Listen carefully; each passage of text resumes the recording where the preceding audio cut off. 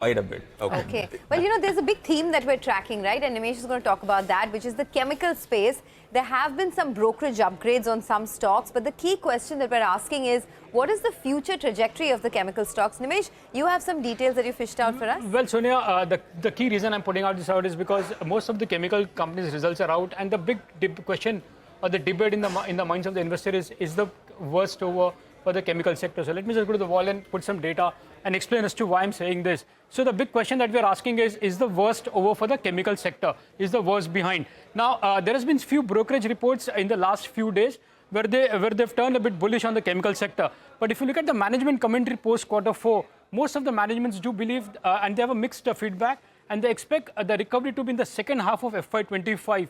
And even when there is a recovery, it's going to be volume-led and not price action. So the margins could still be under pressure even in the second half of FY25. That's a management commentary.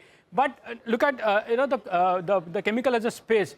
There has been short-term pain for the chemical sector stocks, but over a longer-term period, they've been massive wealth creators. The next table will show you what I'm saying. Over the last 2 years, most of the chemical stocks have been under pressure. Aarti is down 12%, Atul is down 28%, Navin Fluorine is down 14%, and so is Vinati down 12%. But over a 10-year period, they've been massive wealth creators.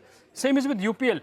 The stock is down 35% in the last 2 years, but it's gained 15%. But there has been some notable winners as well in the last 2 years. PI Industries has been the best performing chemical stock over the 2-year period, up 54%, despite the fact that it's been a 30% CAGR over the last 10 years. Deepak is up 25. Again, that's a big wealth creator. So is Tata Chemicals, and SRF marginally up in the last 2 years, but there's been a big recovery over a 10-year period. But look at the valuations now. The 1-year picture, 1-year forward earnings will show up for you. SRF is trading at close to 37 times. PI is trading at close to 30 times. UPL is trading at close to 19 times versus 5-year average of just 12.5 times. Deepak is at 32 times. And so is Tata Chemical trading at close to 27 times on 1-year forward. Even if you look at the other names like Aarti, Atul, Navin and Vinati, all are trading between 35 to 45 times on a 1-year forward. So earnings-wise, so in terms of valuations, they're still not very cheap.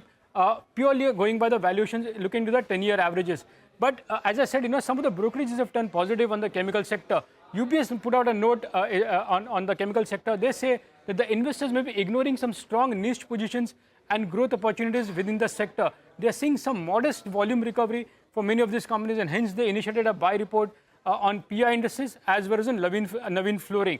Interestingly, even Morgan Stanley put out a note on Deepak Nitrate a few weeks back, and they've actually double upgraded the stock to overweight now. They have a target price of close to 3,000. They see a potential 20-25% upside from here. But the key is that they believe that the earnings can double for this particular company by the next 4 years. So it's been a mixed feedback from a lot of analysts. But from a long-term perspective, chemical companies in India have been big wealth creators. So the question is, are we close to the bottom? If